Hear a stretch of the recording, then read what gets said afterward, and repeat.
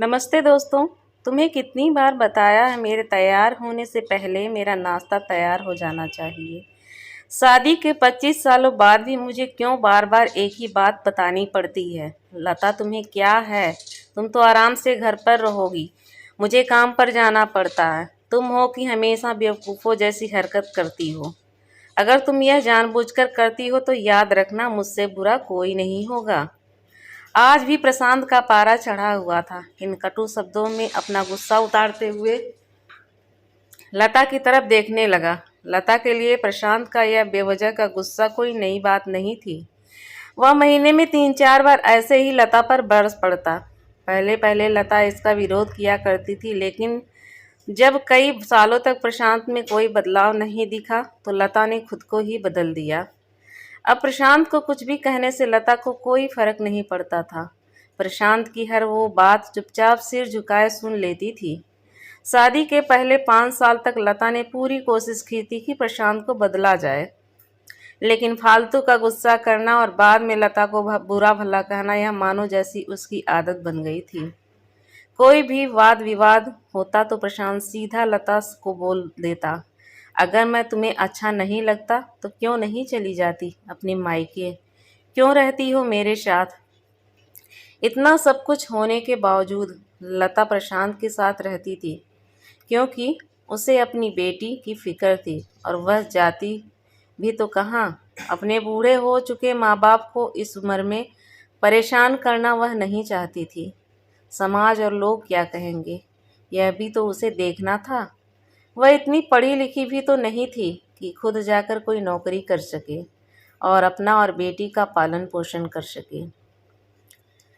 लता को अपनी फिक्र नहीं थी, उसको फिक्र थी तो बस अपनी शादी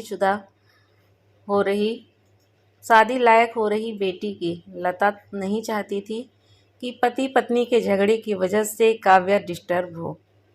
काव्या की पढ़ाई पूरी हो चुकी थी, उसके लिए अब शादी के लिए रिश्ते आने लगे थे। कई रिश्तों को काव्या ठुकरा चुकी थी।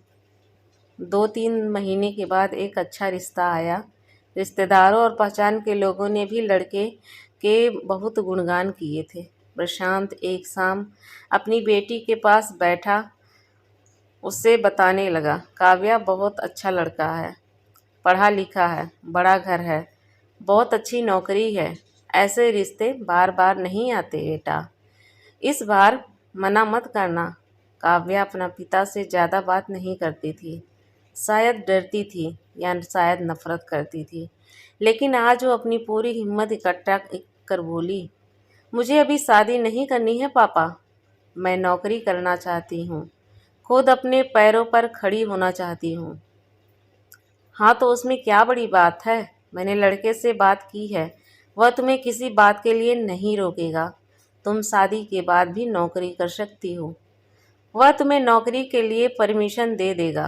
प्रशांत बोला, मेरा नौकरी करना या ना करना उसकी परमिशन पर क्यों डिपेंड रहेगा पापा? काव्या ने पूछा, मैं कह रहा हूँ ना, तुम्हें किसी भी चीज़ की कमी नहीं होगी वहाँ। ऐसे रिश्ते बार बार नहीं आते, इसे मत ठुकराना, बहुत खुश रहोगी तुम वहाँ। प्रशांत बोला, पापा क्या मैं उतनी ही खुश रहूँगी जितनी मम्मी इस घर में खुश हैं? काव्या ने तंज कसते हुए कहा, आज तुम्हारी ज़बान कुछ ज़्यादा नहीं चल रही? प्रशांत गुस्से से आंखें बड़ी करते हुए बोला, पापा मुझे शादी ही नहीं करनी, क्योंकि शादी के बाद अगर वह लड़का आप जैसा निकला तो मैं क्या करूँगी? मुझे आपके जैसा जीवन साथी नहीं चाहिए जो बिना बात के मुझ पर हमेशा चिल्लाए। मुझे कुछ भी अपनी पसंद का लेना हो तो 10 बार सोचना पड़े, कहीं वह नाराज़ ना हो जाए। मेरी तबीयत कैसी भी हो उसे परवाह ना हो।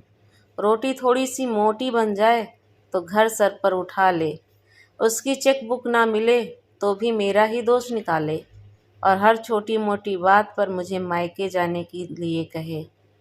काव्या ने अपना दिल खाली करते हुए पापा से सब कह दिया। प्रशांत का गुस्सा 7वें आसमान पर था, लेकिन उसे मुझसे एक भी शब्द नहीं फूटा। वो काव्या की बातें सुन रहा था। काव्या उतना ही बोलकर चुप नहीं हुई। आज पहली बार वह अपने पापा के सामने इतना कुछ बोल रही थी। पापा, अपने माँ के साथ हमेशा गलत व्यवहार किया है। आप अपने ऑफिस का गुस्सा बिना सोचे समझे माँ पर उतार देते हैं।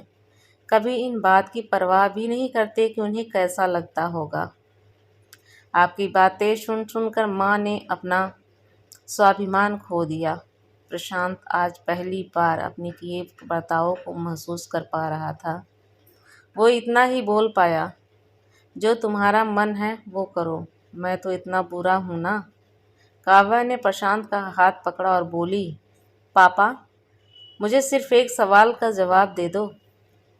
क्या आप चाहेंगे कि मेरा पति आपके जैसा हो?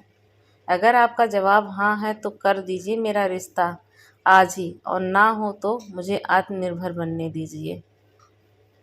प्रशांत कुछ भी नहीं बोल पाया और वहाँ से चुपचाप चला गया। आज उसे लता के सामने जाने में शर्म आ रही थी। चलते चलते उसकी आंखों से आंसू बह रहे थे। प्रशांत ने आज से अपने आप को बदलने का निश्चय किया। अगले दिन से लता ने अपने पति में काफ़ी बदलाव देखा। वह सोचने लगी कि जो हिम्मत काव्या ने दिखाई है, वह हिम्मत अगर वह पहले दिखा देती तो शायद आज परिस्थिति कुछ और होती।